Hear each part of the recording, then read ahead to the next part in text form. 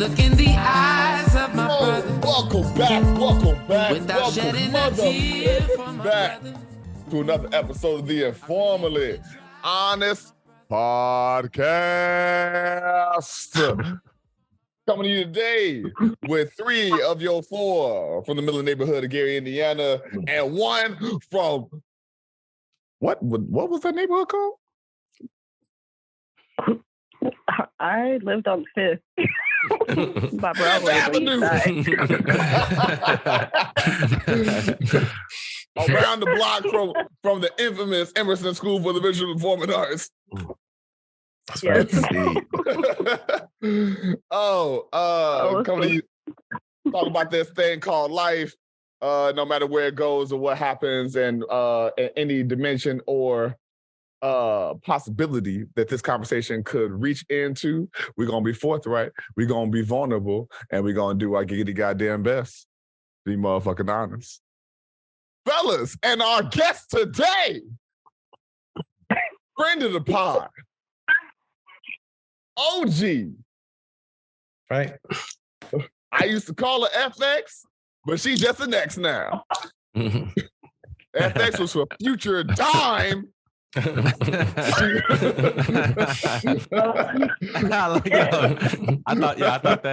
thought that joke was encrypted for a second. I was like, oh, dime. The X was for dime. I got you. That was fly. No, she just coming out here changing lives. Right? We got Tasha on the pod today. Tasha Renee. Tasha's no friend of ours from Emerson. You said what? You sure for bringing that back up.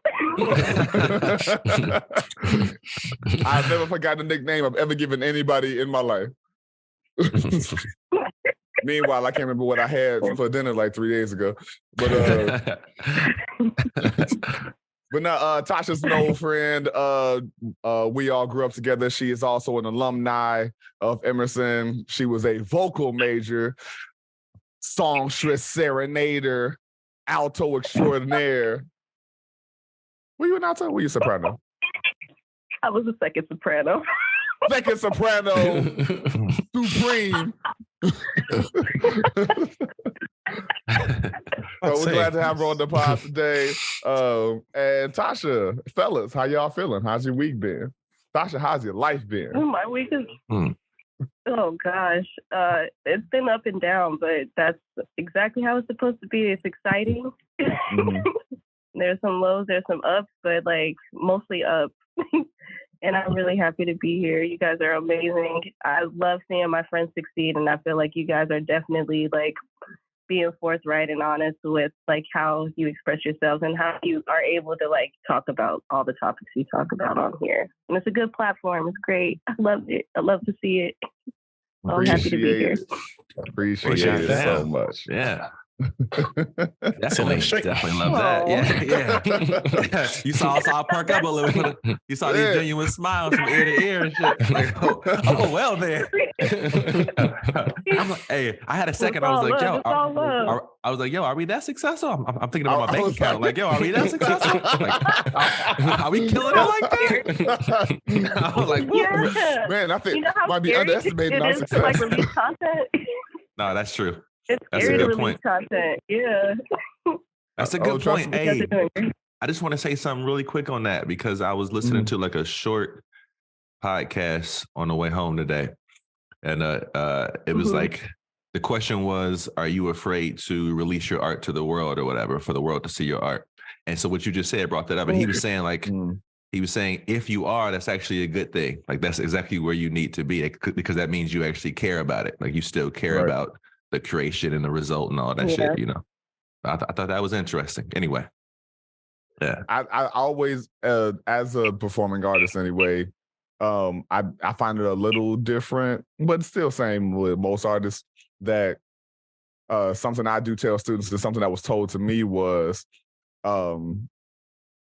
never lose that fear, like that that anxiety that kind of happens before you go on stage, because it lets you know you still care. But at the same time, it was always a thing of like, what is it that you care about? Mm-hmm. Do you just care about the judgment of it, or are you caring because you still want to make sure you're putting out whatever the best quote unquote product is of your medium? And so like whose standards are you living in fear and anticipation of? Is it your own standards, or is it just how the public eye is going to receive it? Yeah, absolutely. That's a great point. Yeah. Let's hope that it's the let's hope that it's one more than the other, ladies and gentlemen. Right. Because both are gonna exist, but you want that you want to be more on your side. For sure. But yeah. Fellas, I know I asked, but y'all good? Y'all living? Yeah, you know what? I gotta address what we just talked about. And I never thought about it till now. Like for me, I've never had an issue with sharing what I do. Maybe because I'm less likely to speak, I guess. So I guess I kind of hide behind my art and just throw it out there. I guess I never thought about it until I just brought that up. Because you guys because Tasha was saying it's hard to put content out, and I was like, no, it's not. But it just but that's just me though. I guess I've never had an issue, because for me, I just like creating stuff, whether other people like it or not.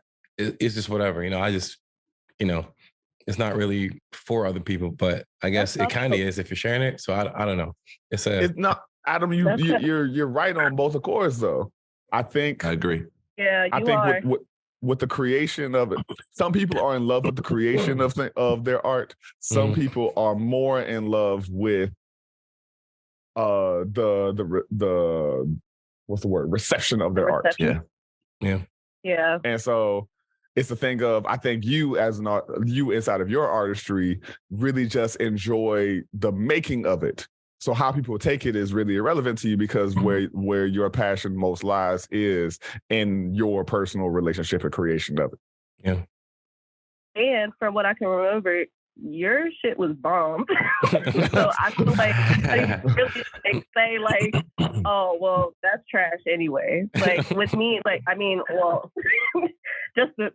just me saying what I have to say. But I mean, even with what Josh had said, him separating artistry as well, not in a separate way, but he said, I'm a performing artist, and technically that would be my suit too, but I'm still afraid because I don't have the confidence that maybe Adam has, but I do value and I do care about the process of creation more than I care about what people would think, but I do easily get discouraged, if that makes sense. So I have a battle within myself. I'm oh, well, I really care about this and I don't want somebody to crap on it.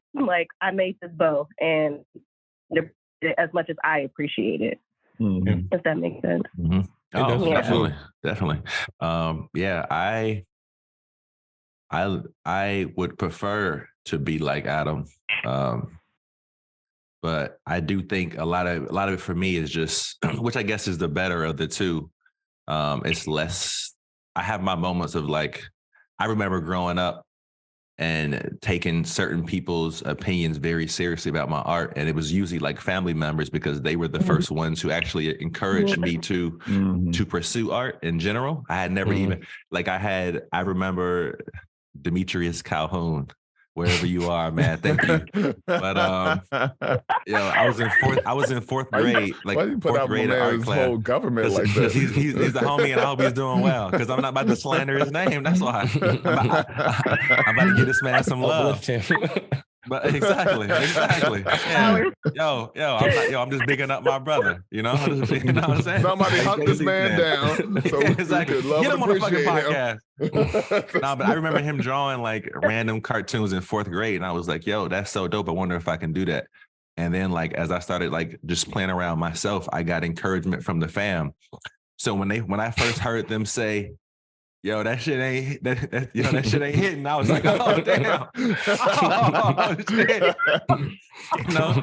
It killed me. I'm sure a lot of it was self-esteem growing up and dealing with shit too. But I would prefer to be like Adam, and oftentimes I am, but where my biggest hang up is being hard on myself. So I guess I'm not as much the result of the public scrutiny versus man, like I know I could do better or shit like that, you know? Yeah. So like I kind of feel like when they say, oh, you should, when the guy was saying you should be a little bit nervous or whatever, like it's, are you putting out the best that you can, you know? But I do think there's some value in letting that shit go a little bit. All right, it's done. I gotta let that shit go, and what happens too. But yeah. I have dual experiences and those kind of feelings. Like how I am in regards to the subject as a dancer is very different than how I am as a choreographer. Okay. Because makes sense.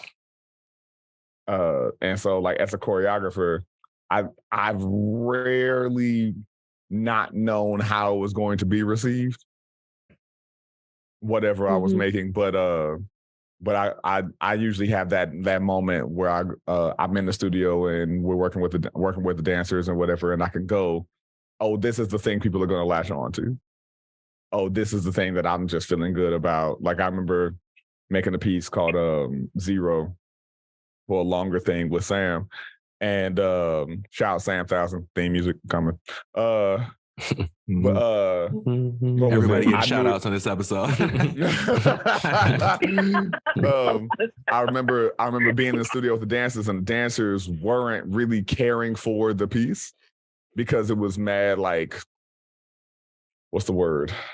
I'm gonna say avant-garde, but that's not the word I'm looking for. It was real different. And it wasn't in the wheelhouse of what they like to do more often than not. And I was like, y'all, this is going to be the piece that everybody is going to latch on to, because the verbal context, like it has storytelling elements to it. I was like, they're going to hear that and they're not going to care about necessarily what y'all are doing, but they're going to be really taken aback by all of it. And then at the end of the show, we had the Q&A. Like 75 to 85% of the questions was like, that piece Zero, man, I really saw myself like, oh man, you know, they really killing us out here. Like I didn't even know that India like struggle with bleaching creams like Jamaica. Oh fuck, like it was a whole situation. And hey, so Josh, that kind of thing. Yeah. Did you happen to like that piece too? Yeah. Did you happen? I know you said you look at it from different perspectives. Or two different perspectives, but did you also feel close to that piece or really resonate and like that piece too? Because for me, a lot of times when I feel like something's good enough, that's when I feel like everybody's gonna like it too. I feel like more people are gonna like it when I just know that's whatever I did. That's when I can like look at it and not be like scrutinizing and trying to find flaws. I can let it go. Then I'm like, I know someone's gonna like this because I like it so much. But I'm just curious if it's the same with you. Most of the time, yeah. Okay. I've definitely made some pieces where I was like, man, this piece is shit. And then the audience like, that's my favorite thing I've seen the kids do. That's also happened. Yeah. So, but in that particular scenario, I was so attached to the story that was written by a brother named Jacoby Cochran. He has a podcast called City Cat Chicago. I was so enthralled by that piece that I was like, I whatever I was gonna make out of it I knew was gonna be cool and dope and all of that kind of shit. And so yeah, I'll have that feeling sometimes. I'll not have that feeling sometimes. But anytime I've had that feeling, I've been right. Yeah, that's kind of what I was getting at. Yeah, I feel that. I love having that feeling when I know I'm right and I know people don't think I am. I know what you mean by that. Like you have a good idea and maybe you've shared it and you can kind of see like you don't really believe, but you'll see that, you know. I know when I say literally, that's a piece I'm gonna eventually get to make because I'm putting together what is it? A piece from Rise of the Planet of the music is something from Rise of the Planet of the Apes, Kendrick Lamar, and I forget like an orchestral piece into the same music, and people are like,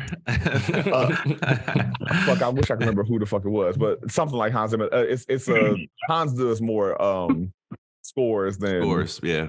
soundtrack than like albums. And so this was like from an actual album, I think. But yeah, I've sent it to a few people and them being like, I don't know, man, this is a lot. Hit you with that.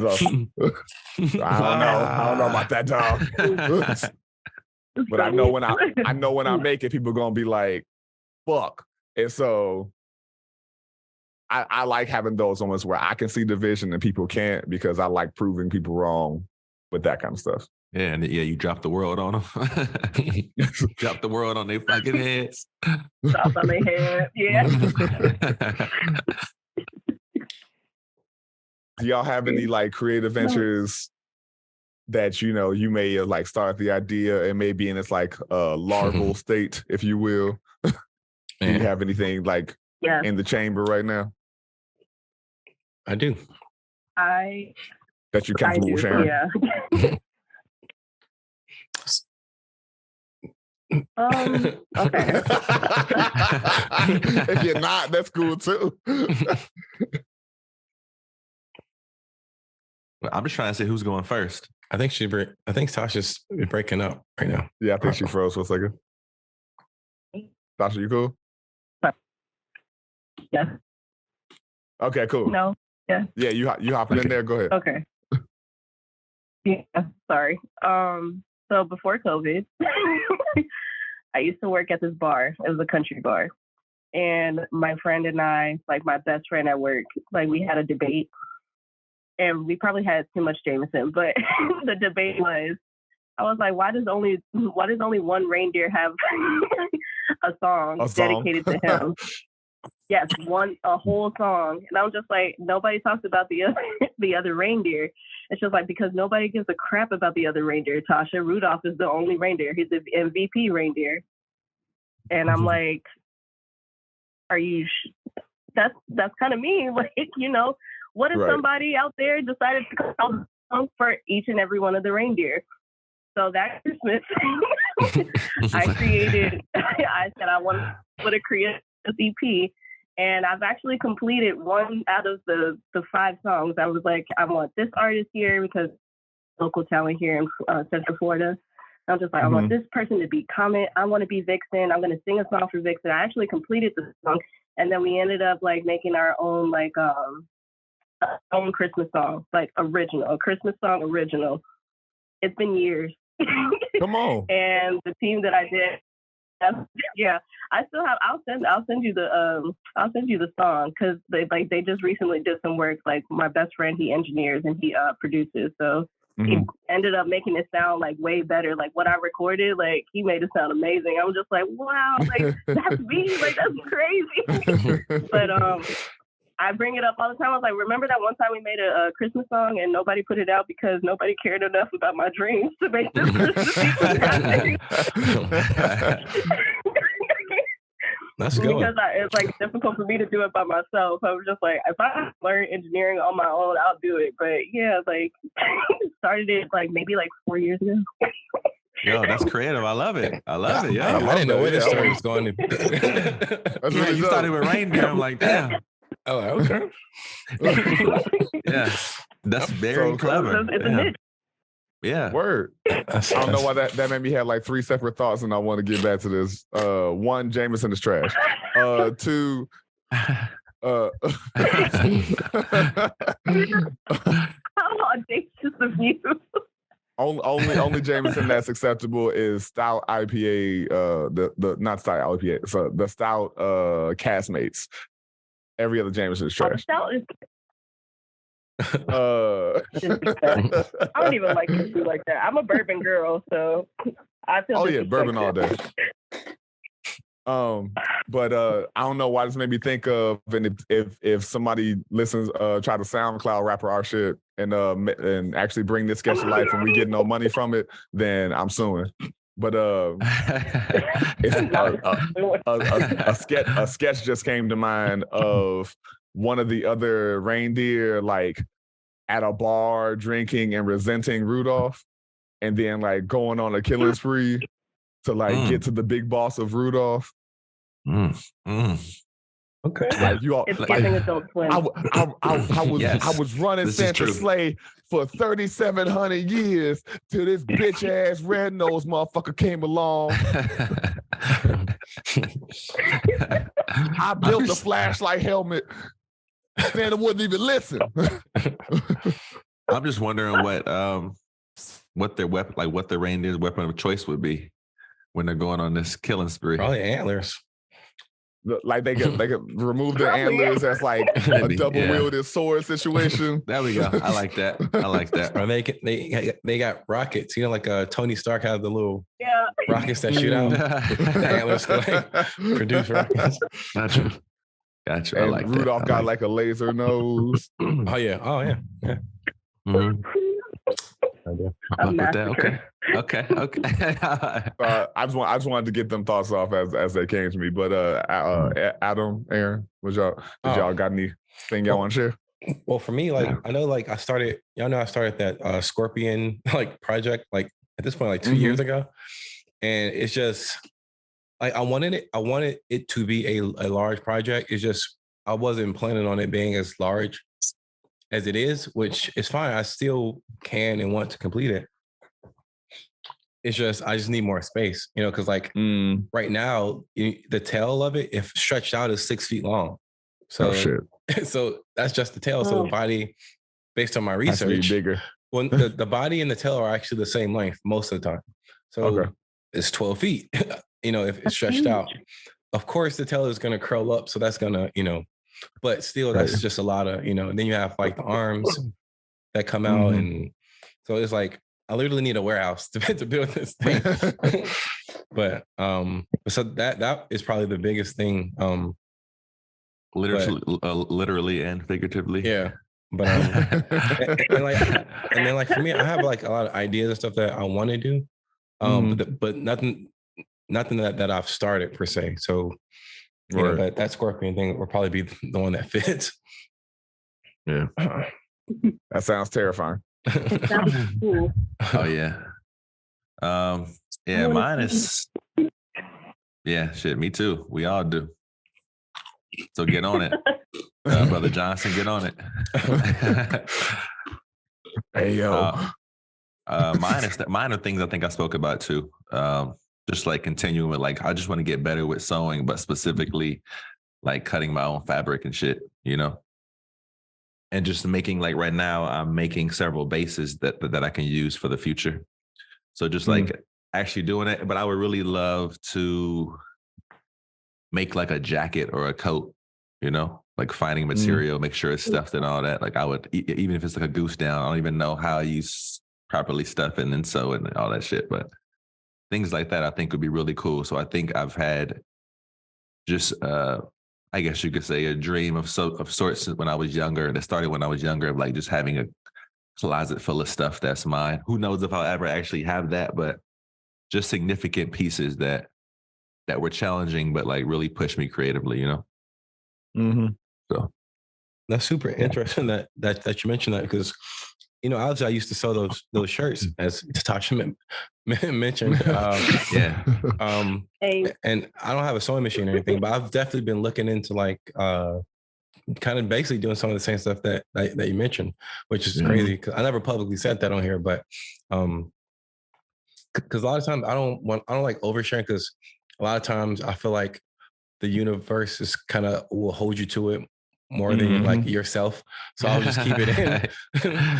Yeah, you gotta protect it. I feel you. But I don't even believe in universe type stuff like that. But I just feel like there would be a more pressure for me to do it. If maybe it's not universe, maybe it's just simply other people. So maybe you guys were like, I maybe in my mind, like I would think people are subconsciously pressuring me to finish like the Scorpion, for example. You know, I feel like now that I'm mentioning that, there's gonna be this pressure from people that I don't even know. Dog, same. Bro, whatever the fucking universe is doing and you saw that motherfucker been visiting me too for the last 33 years. That's for real, bro.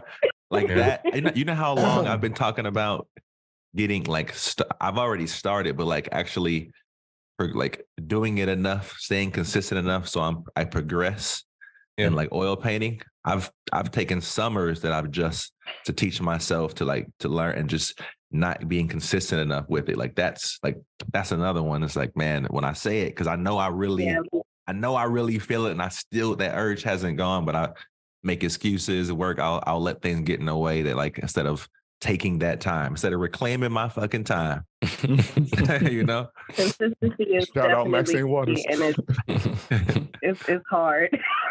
Yeah, Tasha, man, it's hard to get out of that mode. I definitely distract myself when it comes to that. So, like, I just know, I know that I have to sacrifice. Like, I think part of it for me is just being straight with myself and being like, yo, you have to sacrifice other things to make time for this thing that challenges you, but in a good way. Like, it challenges me, and not just artistically, but just as a human being, you know, like my psyche and shit. Like, it makes me look a little bit, it makes me reach a little bit further, like, and look a bit deeper in a way that I know I need. So, you know. Yeah. Here we go. Yo, did I overshare again? No. Common thing for double A. So the universe gonna get me. The universe gonna get me. No, I don't necessarily know that I definitely feel what you're saying about, you know, if you overshare the universe, God, creation, whatever it is that you believe in, it's gonna be like, oh, word, that's what you want. Here are all the challenges to make sure you get that shit. in your face. You trying to do it to, like, sooner than you feel you're ready for it. But at the same time, I always go, I'm rarely against when someone's like, hey, it's time for you to do this thing. If you may not feel like you're ready, but if this is the time and opportunity, then take it. Because to me, I'm like, you don't know that you're gonna get another one. You hope, you can be optimistic, you could try, you can put the efforts in, but how do you know the circumstances are gonna set you up this well again? True. And so that's a big bag of facts right there. I try to be in the mode of it. I'm not gonna act like I'm always successful or no shit, but but speaking on clothes, segue, like Adams with the Gatling gun. Yes, no, the fucking greatest, son. The greatest. I fell in love with that shit first time I saw it. Speaking on clothes, one of the things that came up that we said we were going to talk about is IG came up of, what are your feelings on, for lack of better terms, policing the attire of your significant other, S in parentheses, for non-monogamous folks out there, other. But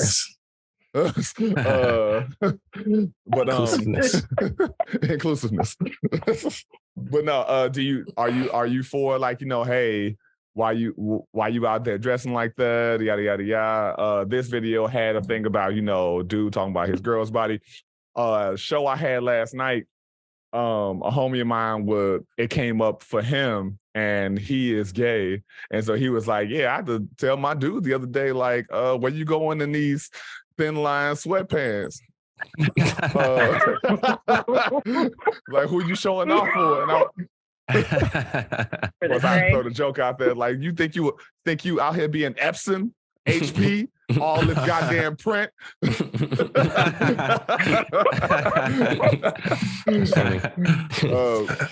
no, like, what are your thoughts and feelings on, do you think that there should be some sort of modesty once you are in legitimate companionship with another person, yada yada yada?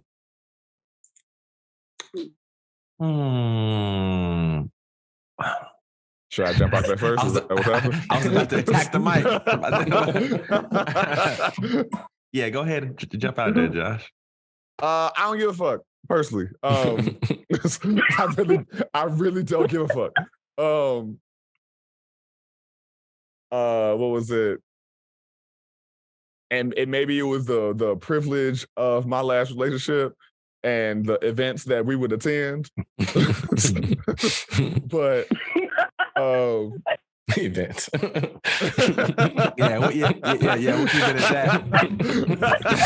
We don't want Tasha to get jaded, yo. Let's keep it at that. We don't want.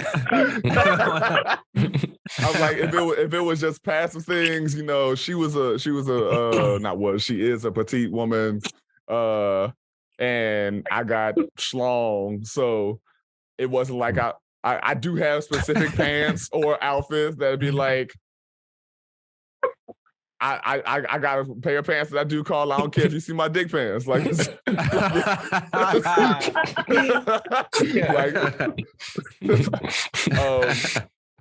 when she would, when she had the cleavage out and all of that kind of stuff, be like, yo, we got some cleavage today. Look at that. Hey, bro, I'm gonna make you a shirt. I'm gonna make you a shirt that says, "I don't care if you see my dick pant," and then just like has an arrow pointing down. I would wear this. I would completely wear this shirt. That'd be so good. And so and if we went to specifically no pun intended, debaucherous events, it's made for that. So. Okay, we're really quick gonna question. be wearing shit like that. Can we say it's specific to the place you're going? Then can we put a caveat on this or no? Sure. I mean, sure, we can. I think you're not going the conversation to toward anything. You're not going to her to visit her parents or Thanksgiving wearing those pants. Right. I was what I'm saying? So maybe. I mean, maybe not. Yo. Let me not speak for Josh. I'm sorry. My bad. I'll put on some extra shorts, for some blockage. We're on the jock strap. My bad, Tasha. What were you saying? Yeah, Tasha, go ahead. I was about to say, yeah, but I rarely ever like to use this. Like, there's a time and a place for everything, because I feel like that puts limitations on people expressing themselves. But definitely, it does assess to this particular situation.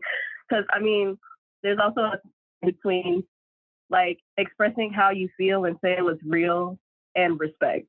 Like, you wouldn't just go up to somebody and be like, "Oh, you got some big ass titties," and expect. It's like, well, you got them out, so obviously you want people to see them. Just it took me a long time to appreciate my cleavage area. So, again, it's just a very thin line between respect and then just saying what's real and what's out there, if that makes sense. Yeah, it does. But, yeah. Yeah. If I may, though, I agree with you, Tasha. I do think there's a time and a place for everything, by all means. I think that the conditions of appropriateness is always dictated by the generation. And I disagree with a lot of prior generation shit, because I'm like, yo, just because in your day, if a woman showed her ankle, she was a slut. I don't think that's necessarily true anymore. By any means. Because I remember when bikinis stopped having asses. I remember the day I realized, no bikinis cover ass anymore. Yeah. Wow. When did we make that transition? That's fantastic. My bikini doesn't. You say what? He doesn't. My bikini does not. But I live in Florida. And but I'm saying I haven't seen a bikini with an ass covering in at least a decade. So it's just a loincloth in the front. Right. They probably exist for people that might want to, take a swim when it's that time of, month, but not swim, but just go to the beach right now. Yeah, but like you said though, especially if you go to South Beach, Miami Beach, whatever, yeah, you might. It might just be strings for most people. It's cheeked up. It's cheeked up. It's cheeked up. Shout out Teddy Ray, R.I.P. But now, there was another thing you said too. What was it?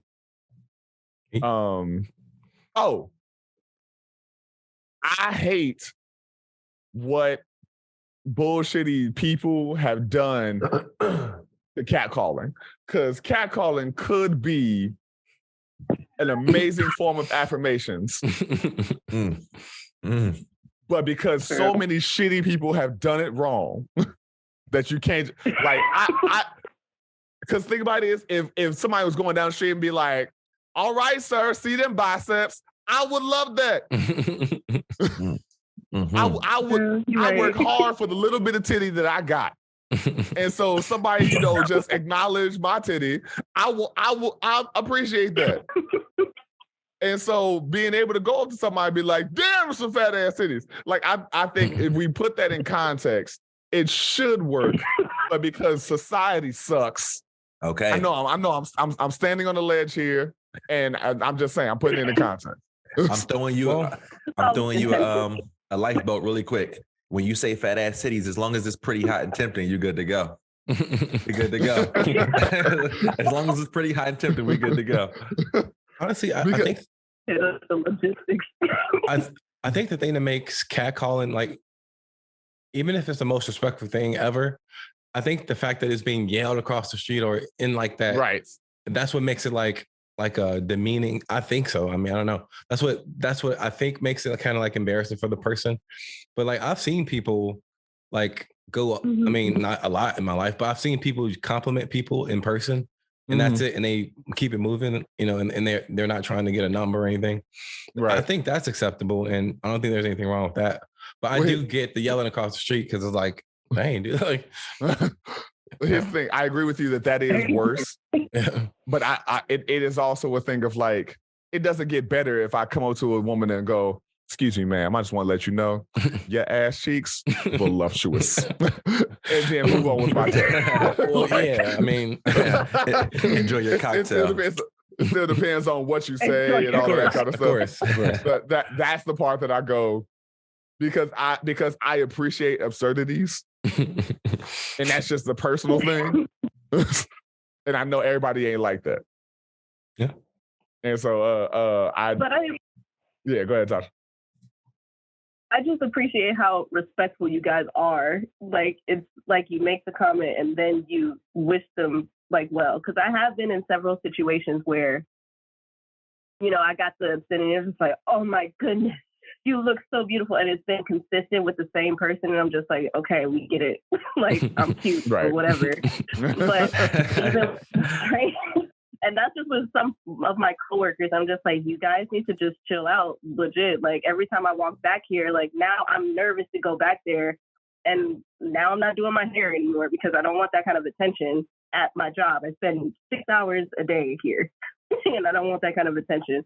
But when it comes to strangers, like in a restaurant setting, or if I'm like hanging out with friends and stuff, like a complete stranger would come up and be like, I just want you to know you are very, very beautiful. Like, and then like, I know that they're not looking at my face, they're looking at something else, but I appreciate it. And like, enjoy the rest of your evening. I didn't want anything. They didn't ask me for my number and stuff like that. And there's no like social media exchange. And I get that with most of the time with people that I work with, because I think that they feel like it makes them comfortable because we have some kind of connection already.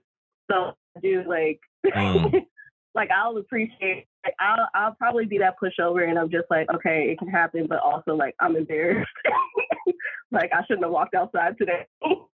No, it just makes me feel embarrassed. You're so right though. There is something to appreciate. There's something about someone saying something nice to you or about you and not asking for anything in return. And and like it's not insinuated. It's not like some secret agenda or anything. Like it, like for sure.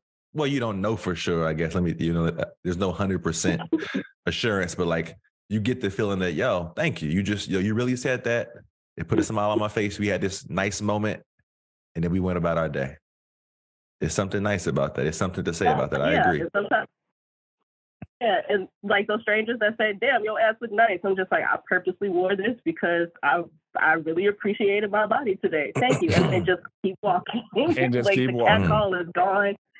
And they walk away. Like it's appreciative.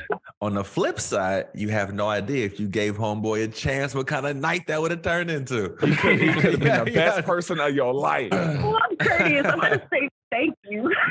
I'm gonna say thanks, but that's it. I'm with you, Tasha. Like that's the way I have to. I have found that I have to be with people.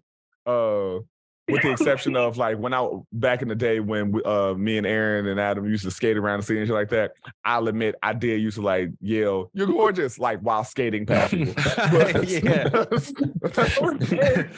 Like, no, not you, the girl behind. No, her. Yeah, you. But because I would never do it like across the street, I know I'm skating past you, so I'm not yelling, but I'm going like, I'm like, your pulchritude is unmatched, and then like keep on going. And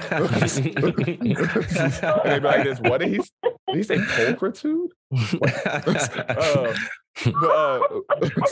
But it's a thing of I have to continue to move on to hopefully not make you feel uncomfortable in this moment. And here's the thing, I know for a fact I could be the best person you've ever met in your life, but this is not the environment to have any kind of conversation. Most likely when I'm doing, if we're in line at Trader Joe's or some shit, this is not our serendipitous rom-com moment. I might say it sounds like a rom-com. It's just there's nothing that's going to lean in that direction. And so I just got to go like, I'm sorry. I know this is going to be mad awkward and I don't want anything. I just want to let you know you are absolutely gorgeous. Have a wonderful day.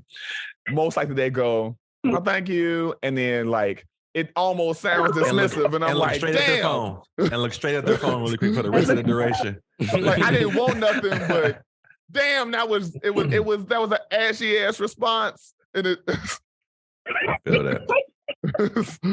And then she saw I'm not entitled to a good response, but like, damn. And so, yeah. We're all unique in the way we receive compliments. For sure. No, there is such a fine line, though. Yeah. It's really thin, but I like honestly like I do appreciate like if Josh, because Josh has done it before in school. Like I'm not gonna lie, like I'm just like, why would you say that? But it never made me. It didn't make me feel uncomfortable to the point where I was insecure. It was a good affirmation, and I'm just like, dang, like he really sees me. But I understood the intention, and I knew that he was just like, I need you to believe. I need you to believe it for yourself. Reasons why I was unjustifiably voted most flirtatious in our class, because I was like, I'm not flirting with you. You definitely were. I was just saying that you were lovely. Fight. No, I'm kidding. Everybody was like, he always telling people they beautiful. Like, well, bitch, if you think you ugly, I don't know what to tell you.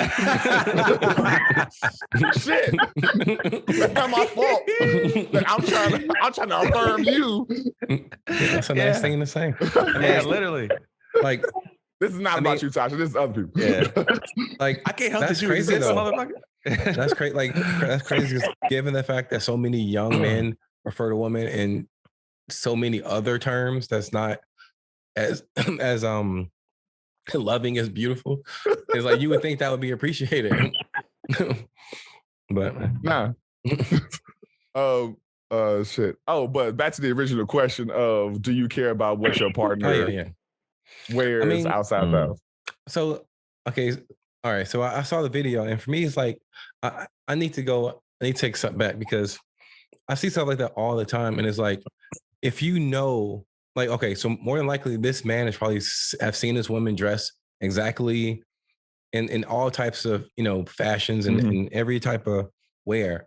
So like, if you know that your significant other likes to dress like this, and you know that could be an issue with you, then like, why would you even? Like, why not bring it up like kind of like sooner versus down the line? Because from my understanding, that couple was married in the video. I'm like, y'all ain't talking about, like, y'all haven't figured this out yet, and y'all married? That's crazy to me. Like, I got married super young, and that still wasn't like, that still has never been like an issue because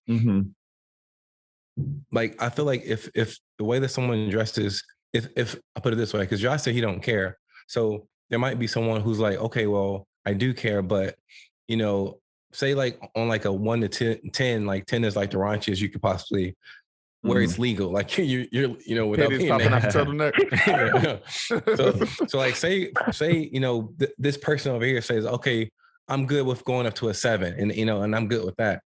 Well, if you know that this person dresses like that before you even get serious, you can't be surprised when they decide to dress like that in a relationship. So you automatically lose because you should have already figured that out. So I guess that doesn't answer your question, but I guess for me to answer the question, I guess you could say, like, if I'm already in a relationship with somebody, I've already decided what I'm.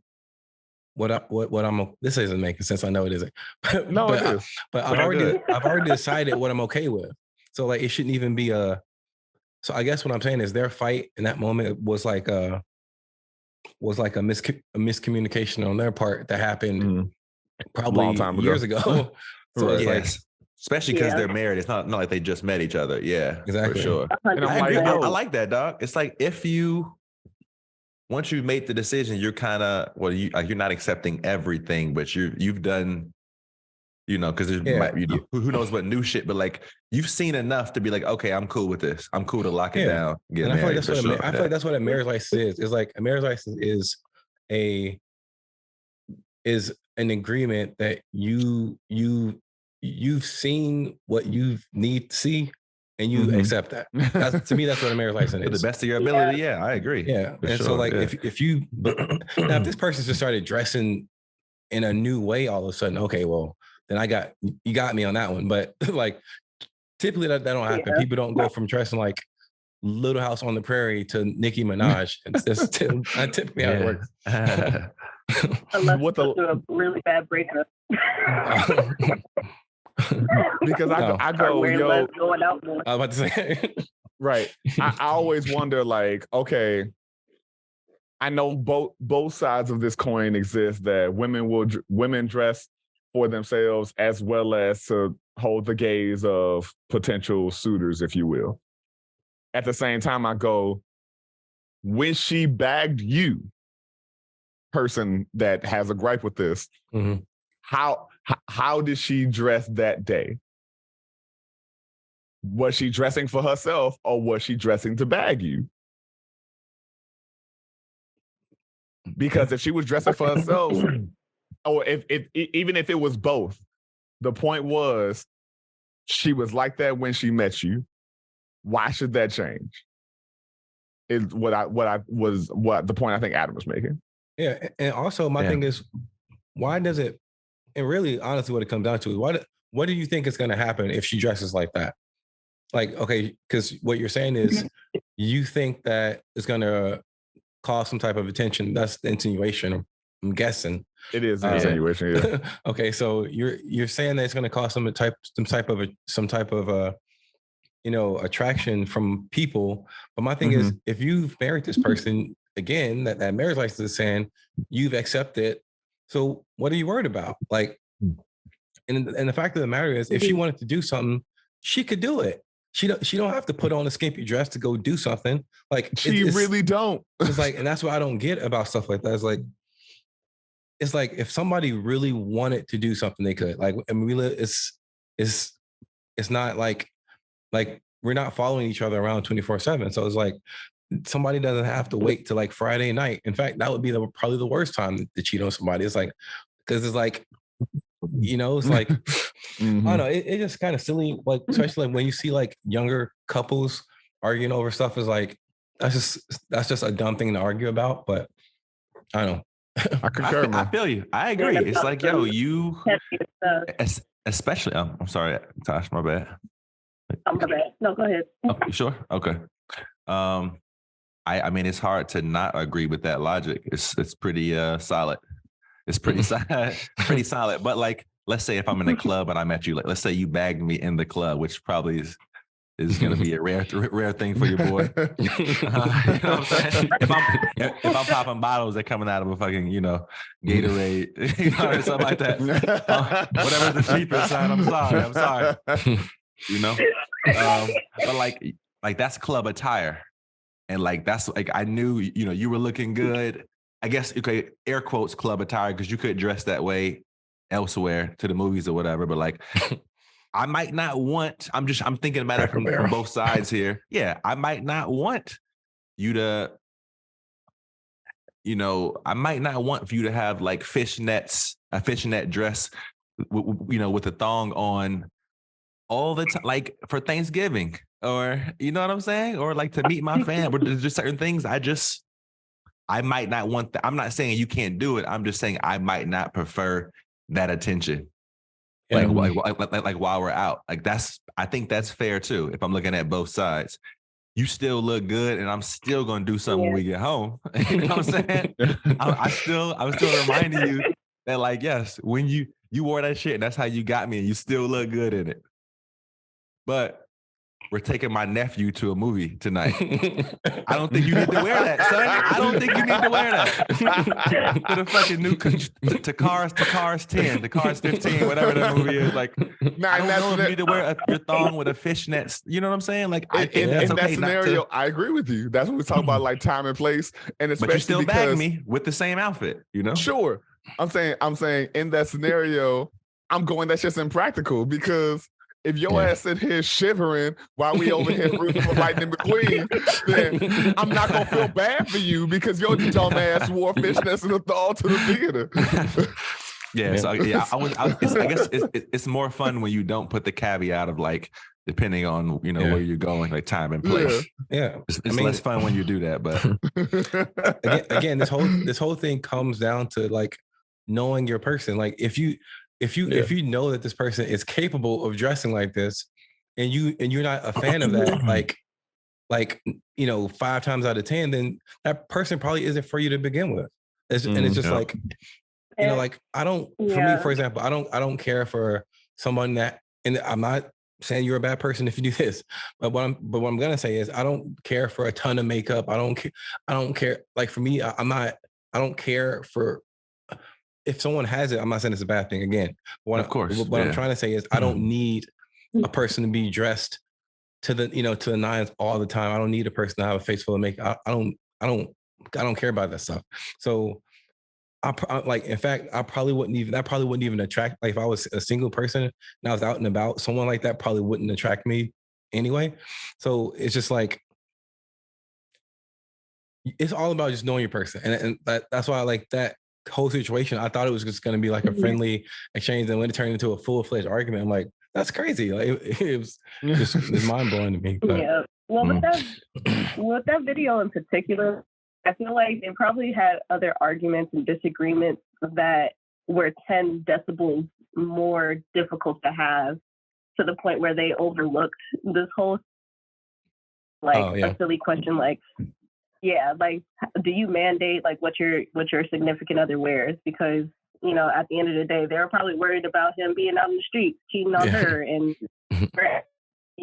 doing something 10 times worse to him, and they breezed over that conversation. But I do agree, like acceptance of your partner and your significant other, is like the common denominator of everything.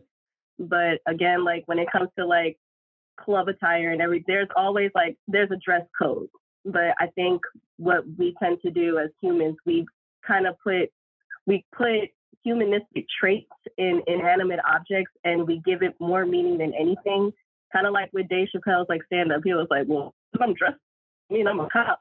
Like, because she was wearing hoe attire, and we just associate fishnets with porn, and we associate a uniform with somebody that we need to give respect to, instead of just looking and knowing the person that we that we see outside of that. But again, club attire, bagging some woman or doing whatever, it's just because these are complete strangers. Like, we express ourselves through garb. So again, if I walk out with my best gay, he legitimately has a necklace that says gay. That's how he wants people to see him. And that's how he wants people to know, I know I look, sexually ambiguous, but I am this. So, I'm trying to attract what, I want to express, if that makes sense. Yeah, that does make sense. So, absolutely, yeah. And I should say that I don't know if I've ever actually even had to deal, I might have I might have like lucked out and just known my person, I guess, because I've never like Nat and I have never had to even have like she's walked out with some significantly I don't know, outrageous, if you will, outfits, you could say.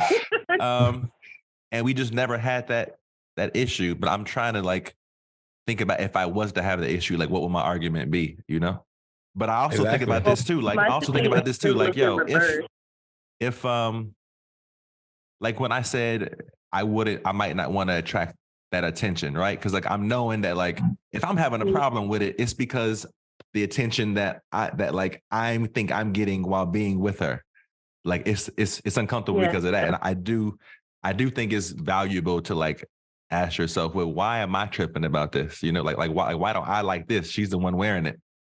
I think kind of diving into that a little bit more would be a good thing for that dude in that video to do, just a little bit. Yeah, an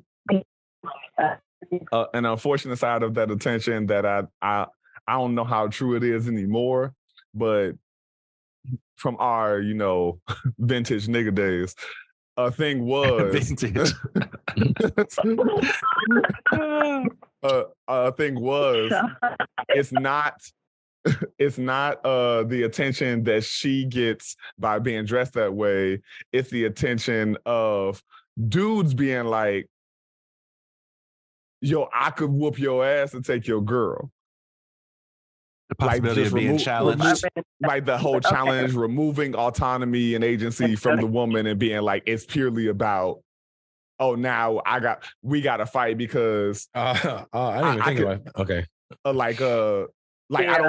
I don't even necessarily know it's that because I remember early in our relationship, I had to check my girl because some dude was talking wild crazy on the street. Speak carefully, Josh. Speak carefully. Hold on. No, it was I had to check my girl. I'm like, period. No, it was the whole thing. We had a point of contention. Because I'm trying to keep our female viewers and and everybody else, non-binary and everybody. It's fluid. No.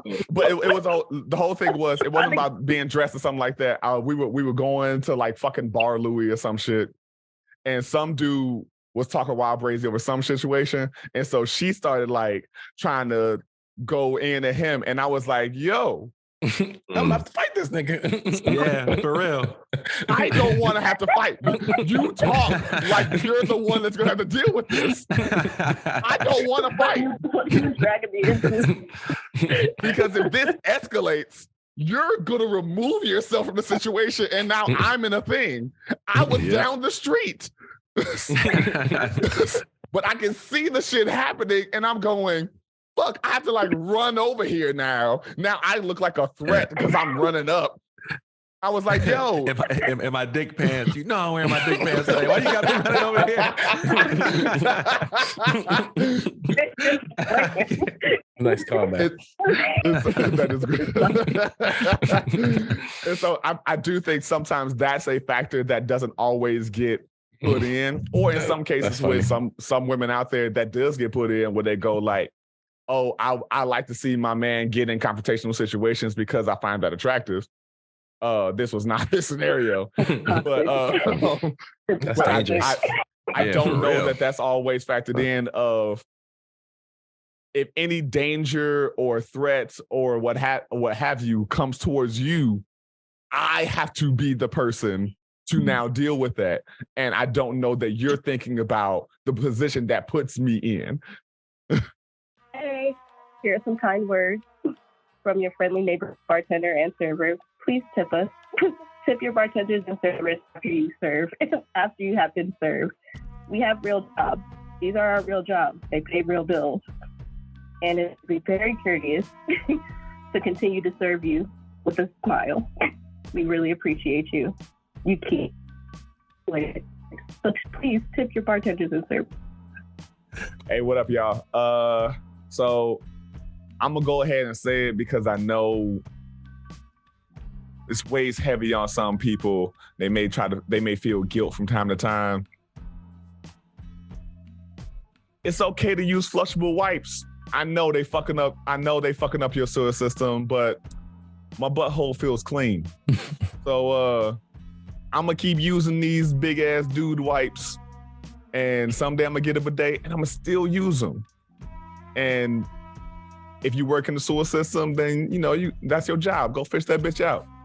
But tissue paper is horrible, and I challenge any of you to tell me that you don't still have specks of fecal matter deep in the crevices of your sphincter after using some regular fucking Charmin. So I'm gonna keep doing it. Peace. This motherfucker, yeah. This motherfucker, yeah. Remember, I can't remove this spotlight fast enough. Hold on. This motherfucker said, I'm gonna get him a day, which I do have, and I co-sign for wholeheartedly. It changes your life. There's nothing better. You still gonna use the fucking wipes? You still gonna use a wet ass wipe on a wet ass from a wet watery ass today? Come on, man. Yes. That hurt. Yo, now you just be. I didn't even think about that.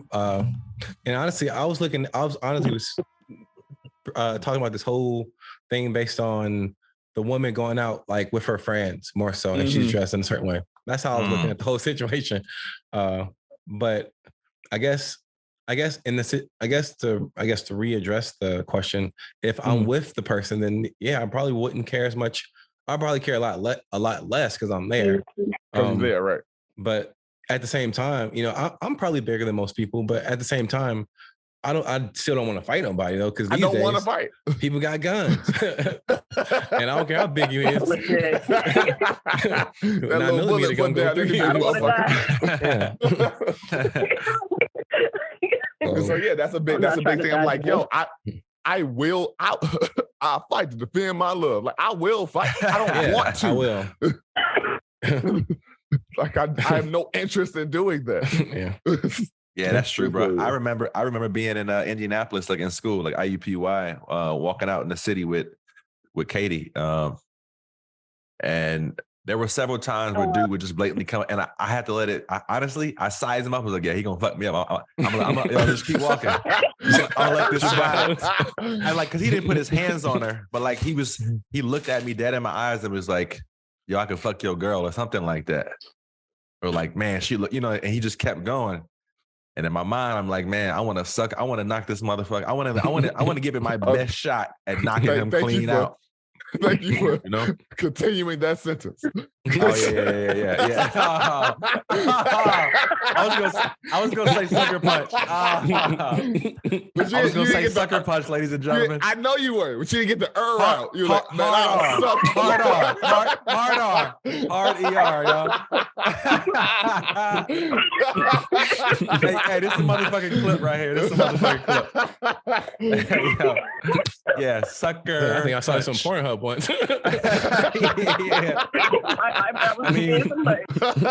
Yo, so you're right though. You actually bring up a good point because dudes be talking reckless, and like we were dressed normally. She like by normal, I mean, it was cold out. She had a long ass wool coat on, like, you know what I'm saying? And the dude looked at me dead in my eyes and was like, "Man, I'll fuck your girl." And I'm like, "Man, I feel you, bro. I feel you. You fucked me up, so I feel you, bro. I feel you." I'm just like, hurry along now, hurry along. Just say me too and keep walking. Yeah. And it sucks, bro. It sucks. I'm so sick of that shit. I'm sick of knowing that a motherfucker could knock me out and like there's cameras around and I'm gonna live on the internet forever if this motherfucker knock me clean out. I want to protect my girl's name and her body and all of that shit, bro. But yo, I can't do shit if I'm not called out. And then he got you. Then he got you. You know what I'm saying? If I'm out, he got you.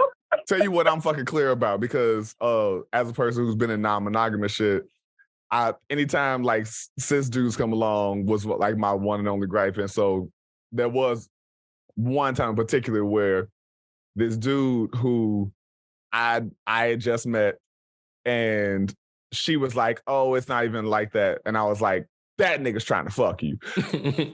I'm clear. And so then she invited him to a show we had went to, but didn't tell me because she was just thinking like passively and all that kind of stuff. I was like, no, because that's a regular nigga. This is not trans niggas that you fuck with. That's a regular ass nigga. And so he walked in and he had that look in his eye like, what up, homie? And I was like, I gotta fight now. Like, I don't like it was 1996. Like we on the corner and some shit now. Like I gotta we gotta make a situation out of this now. Because some Tim's in the Pan Valley. My da-da-das. Because this nigga don't know decorum. And so yeah, reckless. They reckless, man. And so I have been, yeah, I have been on that other. I have been in Katie's position to where I was just wearing regular clothes, and the guy that I was dating at the time, he had to stand up, and he was just like, he grabbed my hand, he said, "Get over here!" Like, we're not about to do this. And he was just like, "Dude, like, no," like legit put his hand in his face and everything. He was like, "Don't talk to her like that. It's whatever." But also, like, I wasn't wearing anything, like promiscuous at all. It didn't like welcome anything, but also like, like I'm like, I don't think that, guard does matter. But at the end of the day, like I would never 40 degrees outside. I am not wearing anything skimpy. Like I'm also not going to the club like that anymore either. But yeah. Yeah, so motherfuckers will fight you when you wearing a 6-pound wool peacoat. You like, if they're willing to throw hands on some shit like that, then if you got them fishnets on. Look, man, you might as well just put me to bed, son. Put me to bed because I can't help you, man. I can only do so much. I'm not fighting clean. My goal is to end this as soon as possible. I don't care what means we got to make that happen. Yeah. This is true. This is a good point. This is true. I'm in Indiana. I'll just shoot you. So. Yeah. I'm in Illinois, unfortunately. So true. Illinois, I ain't got my license and all that together yet, but we'll get there. Tasha, I'm with you on that whole clubbing shit. I went clubbing the other night for the first time in a very fucking long time. Like regular clubbing, not event shit. Mm-hmm. Funny enough, Chance and Masego were there. What? Yeah. Were they performing or they were just there? They were just there. Oh, okay.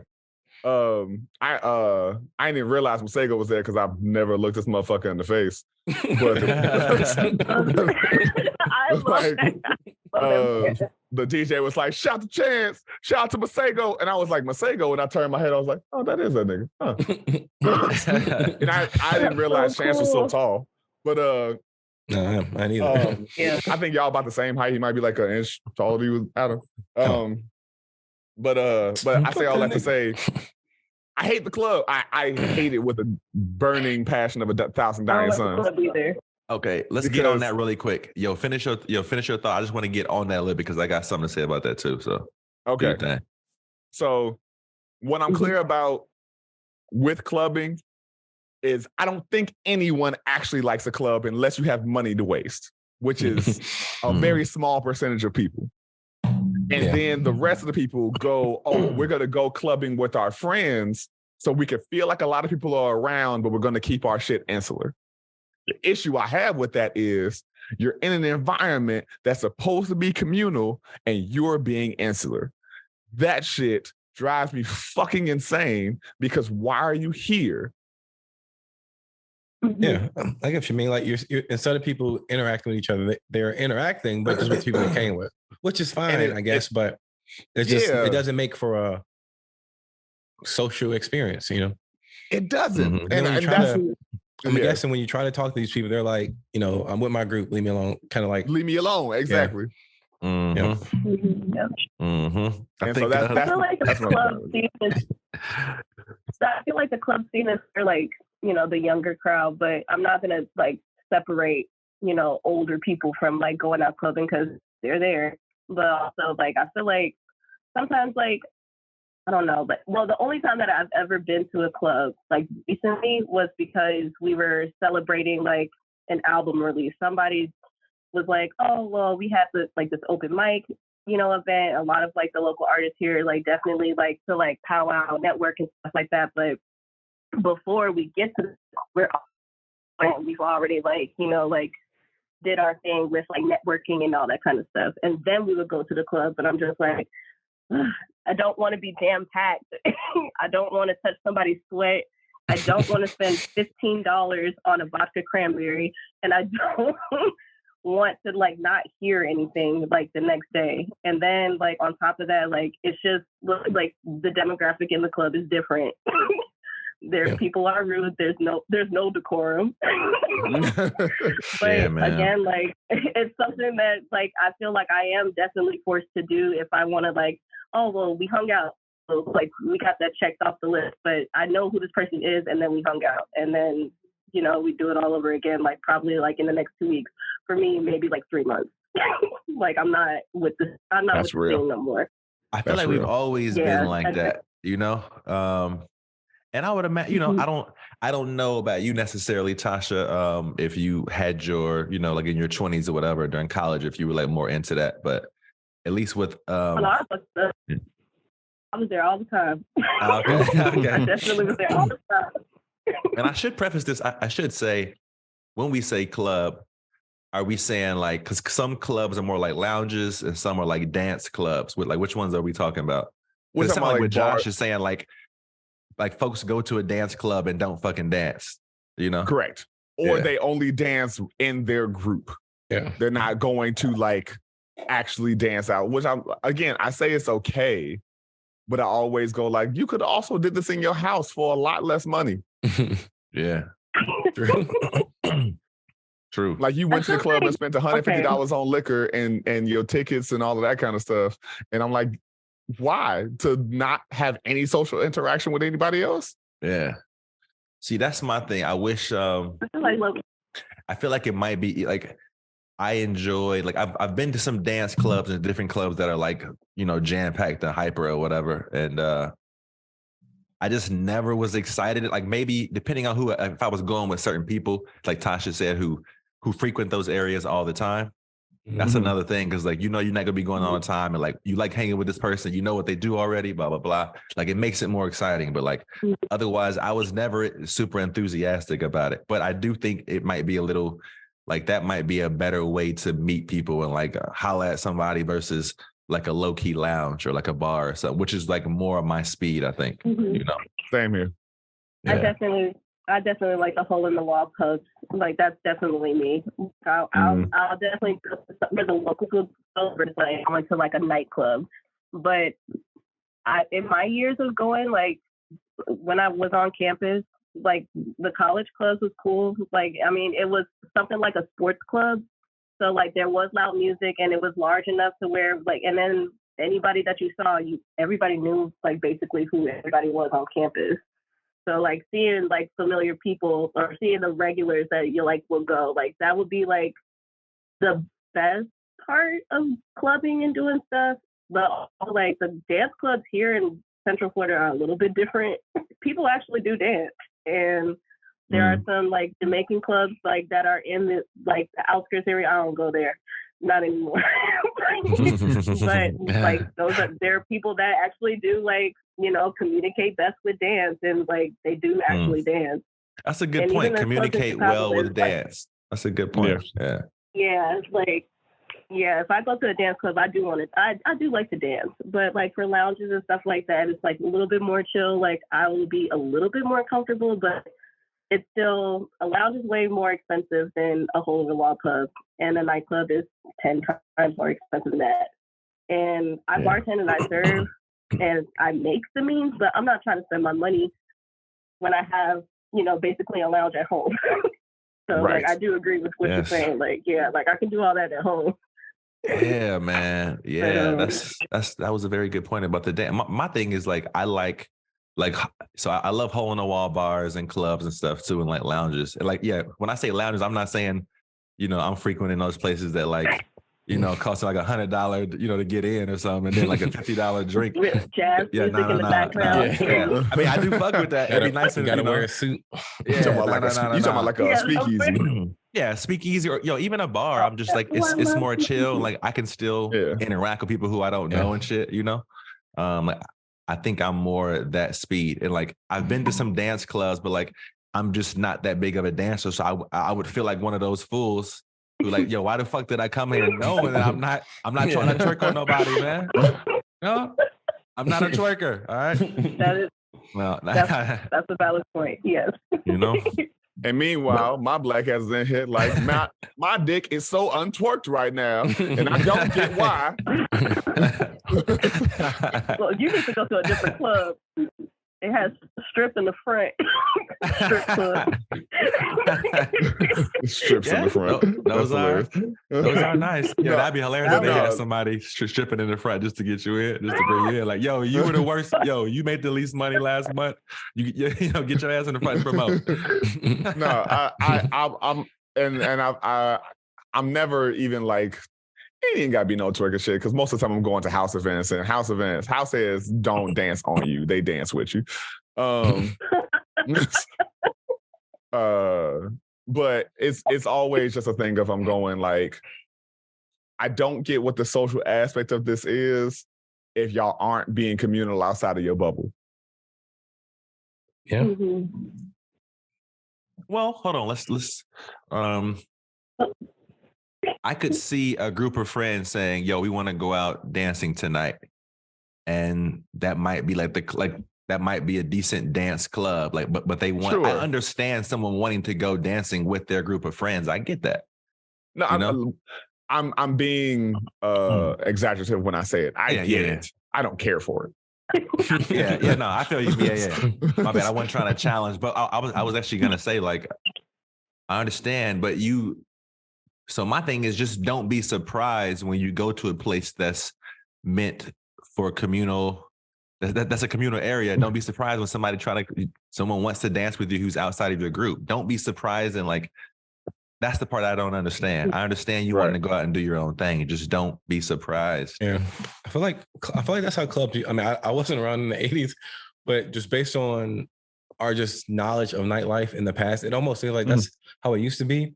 Like when everyone would go and communicate with each other and dance. It almost like that's how it used to be. And then as time progressed, we got less social. I don't know. Less cocaine. Yeah, maybe. Yeah, I was just saying less drugs, maybe. But I don't know. But I feel like the new drugs or like the more popular drugs now, like Molly and shit, are popping. No, go ahead. You know what? You know what?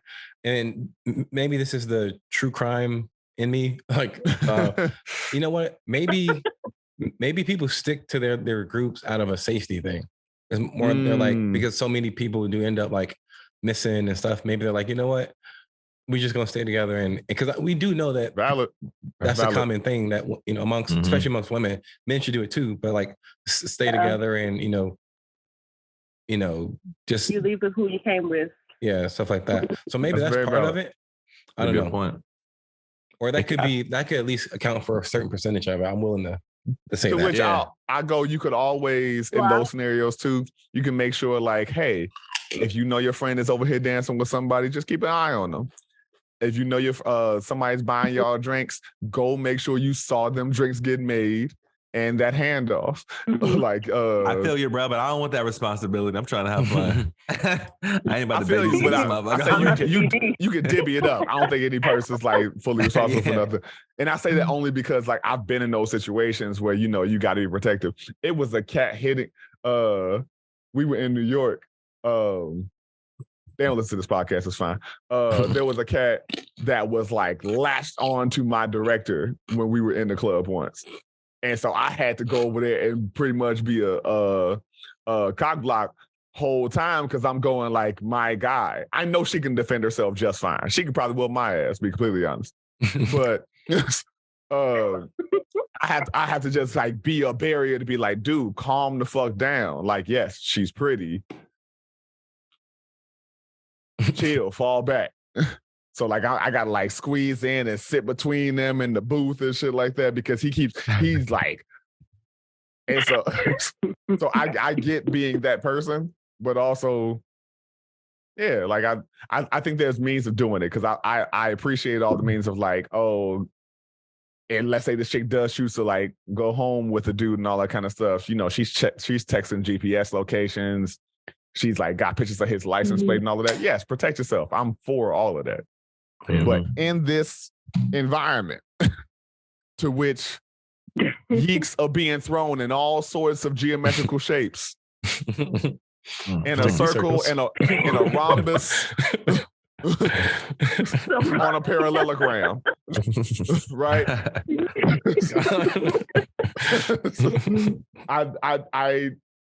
I'm going, cool, you doing it here and all that kind of stuff. But if a cat is over there and you just see he going in too, just go ahead, let that magnetism work. Yeah, in particular, Josh. Fine, you a fine nigga with locks. 6'3".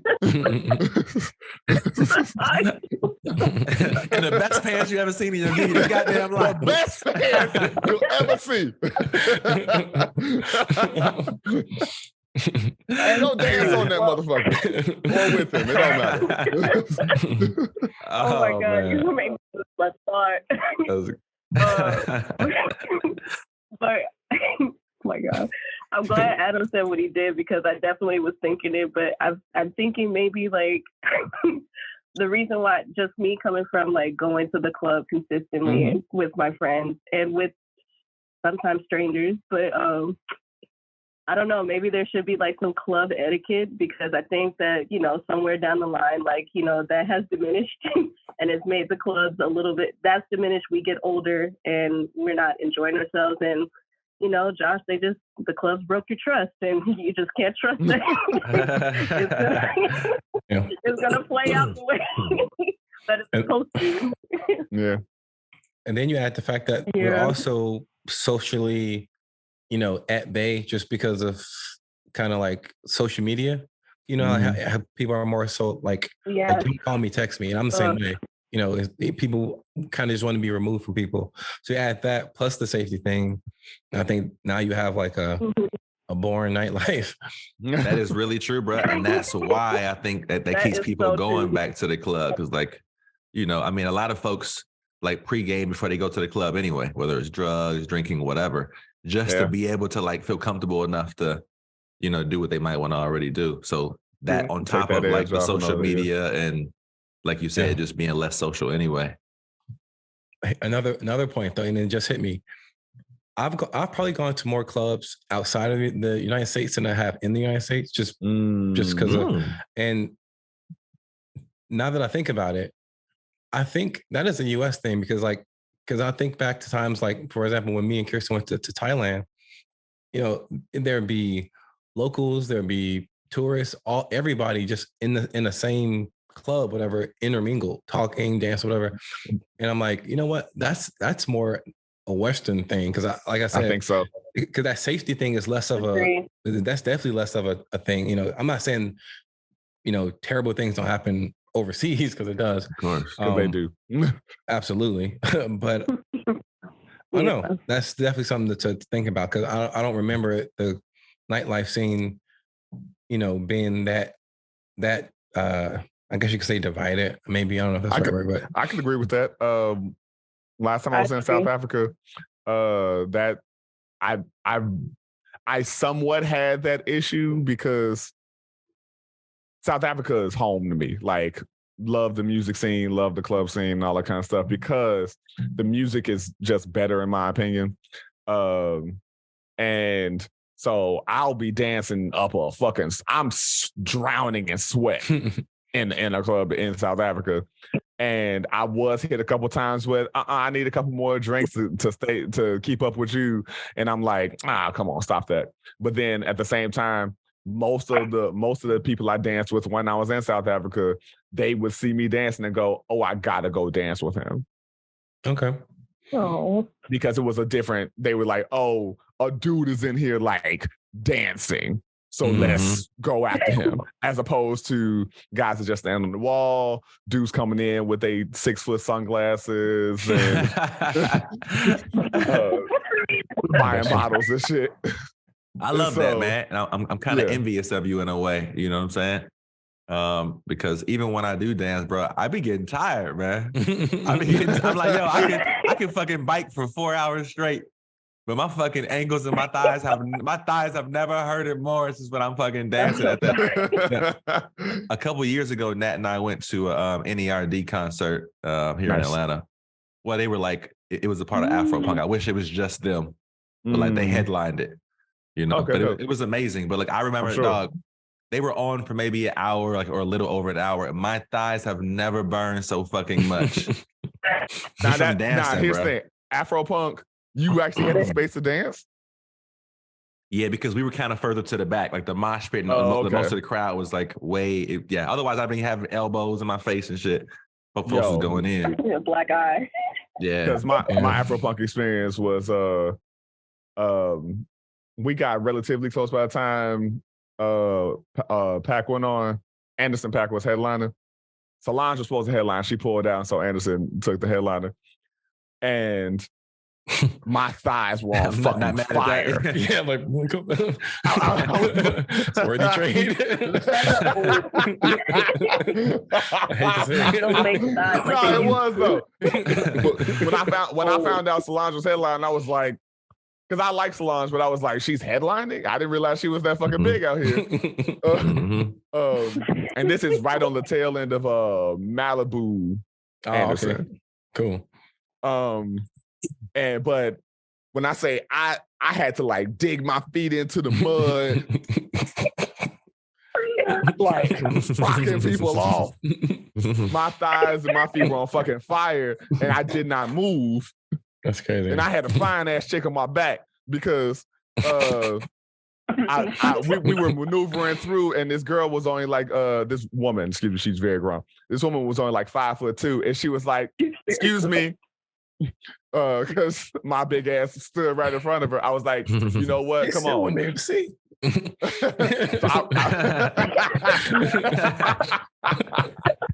Like somebody that's 5'11" is still gonna be blocking you.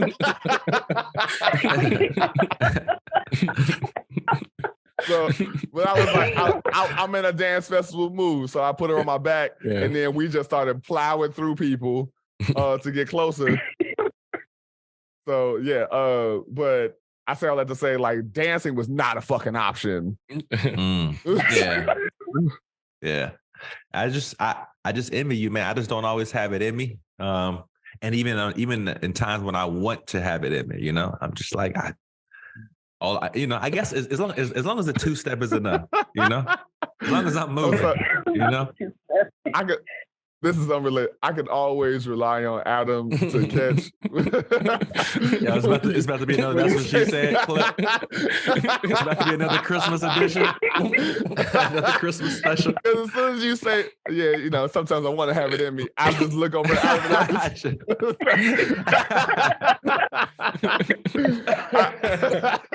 because I'm like, I know I'm not the only person that heard that. I'm just like, the crazy thing is, like, this is actually how I fucking talk too. That's so crazy, man. Oh man, crazy. But I wish I could go there. You know, for real. I feel like you should be able to. Didn't you get that surgery like way back when? For your that is very true. That's very true. But I mean, it helped. But it helped significantly. But your boy be. I just be when we left at Afro Punk concert, I felt like I was running up like hills with a 40-pound vest on or something. No joke. I'm like, this is crazy, man. Like, I know my girl's ass ain't hitting, you know, ain't hitting like that. It's nice, but ain't hitting like that.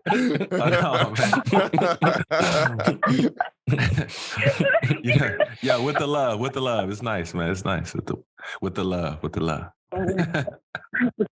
Anyway, I don't know. Yo, Adam, back me up here. Like, are you a big dancer? Like, do you can you really summon it when you go to the? So this is funny. So this is. I'm really glad you asked that question because apparently, so me and Kirsten, we've gone on like a couple cruises. Yeah, we've gone on 2 cruises, and for whatever reason, I seem to get drunk, especially when they have these like these 90s 70s nights. I just can't help myself, apparently. So yeah, I will dance if I drink enough. But like you probably like you won't catch me like, you know, like stone sober. You probably not gonna see me dance. But Yeah. if I'm like at a drunk club, enough, maybe. Yeah, like Yeah, at a dance club. Yeah. yeah, like if I'm drunk enough, I will dance. Definitely, yeah. Like, but it's gotta be like gotta be the right music. It can't be anything. That's true. Same. And yeah. So because like say like they had on these particular nights, they had like 90s night and then they had 70s night.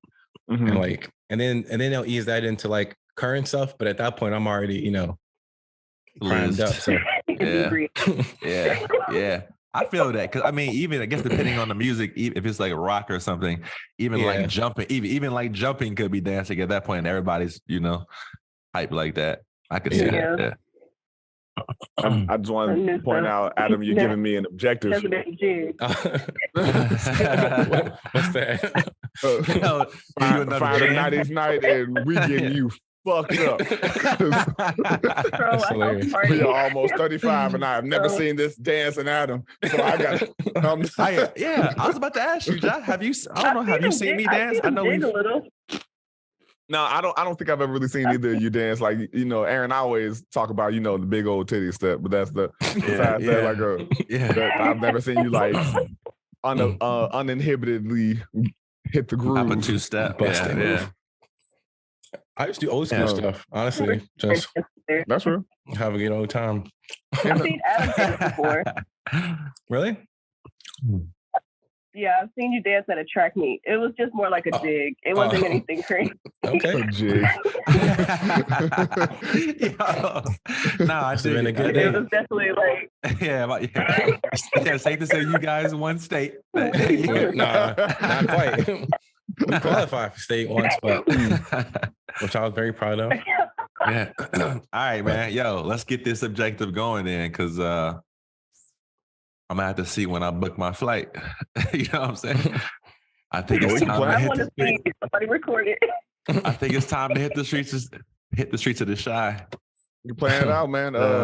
If you come during the summer, Hyde Park Summerfest is happening. Toby gonna be here. Glasper gonna be here. Okay. Is that the Hyde Park? Is that the same as the Hyde Park? That's not the block party. It's a different thing. Okay, but I say I will never go to that again. Is that the one that Chance the Rapper puts on? No. Comment on one of them. Hyde Park Summerfest. Whichever one Adam's talking about. Yeah. No, that's a block party. Yeah. No, I went to that one. I think it was 20. It was definitely it was 2019 because that was the first summer I was out of the military before COVID. So it was definitely 2019. But it was so crowded. Like, just trying to get from place to place. You're like itching along, like, and I couldn't. I was extremely frustrated that day. I think that was in particular because I think the year before it got canceled or something like that. Oh, okay. And so people were like really there. And especially because it's only like 4 blocks big, so to have millions of people in that small ass area makes no fucking sense. Yeah. I mean, it seems like it would be a great time. All the food vendors and in fact, I feel like my wife's family is always involved in stuff, but her uncle was one of the DJs that's why we went. Actually, let's see him. Put on to perform or whatever, but. But yeah, it was way too crowded for me, man. Like, and I don't mind. I'm not one of those people that hate crowds. It's just I need to be able to walk freely. That's my only requirement. Is can I take a full stride? Like that's I feel the same way, yo. That's completely fair. That's fair. That's a fair request. It's to be able to walk normally. Yeah, I haven't been to. I'm just the food back home. Those are the food back home is like no match. What's big in over here. Yeah, what's big there? What's the big in Central Florida? I know South Florida for sure, but I don't know what. Nothing. Mashed potatoes. Like I feel like it's like a cultural like abyss. So like it's like a passerby like kind of thing. Yeah, there's a lot of tourists. We get a lot of British tourists and families, Brazilian families. can say.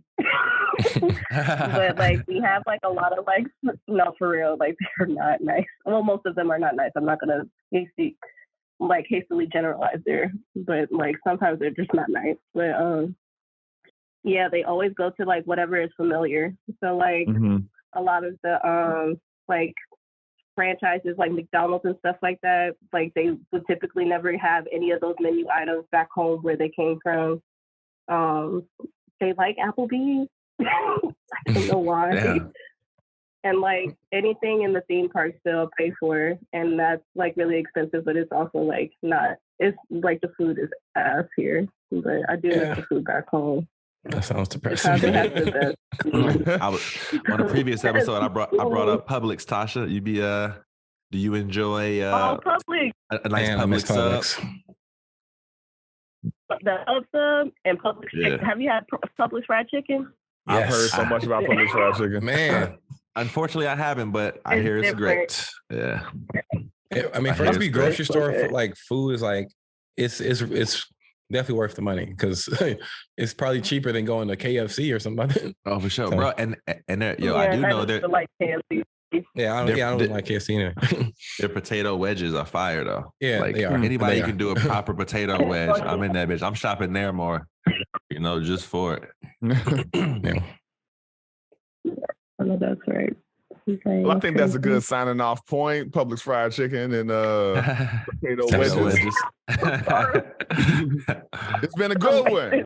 Tasha, it's great having you in the space. You're a natural. For sure. Yeah. So before we get out of here, fellas, y'all want to share any last thoughts? And lady. Nothing this time. I'm very grateful to spend some time with you guys. This is great. For sure. Glad you're here. Well, it's great. Yeah. Wonderful having you on. I think this is a really good one. Really, really good. We love you, Tosh. Very much so. Oh, I love y'all. My brothers. I love y'all.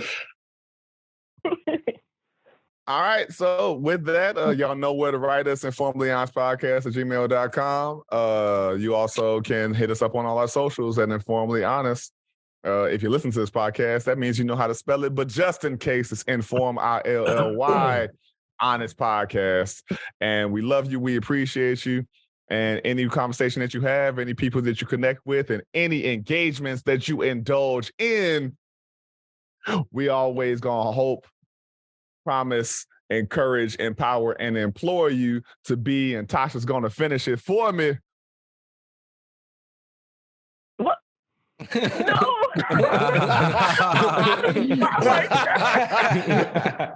Forthright, vulnerable, and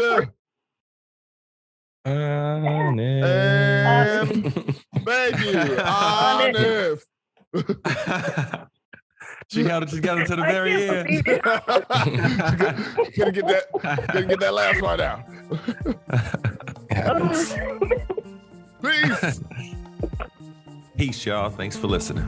Goodbye. Look in the eyes of my brother without shedding a tear for my brother. I really wanna try for my brother, 'cause I truly do feel for my brother.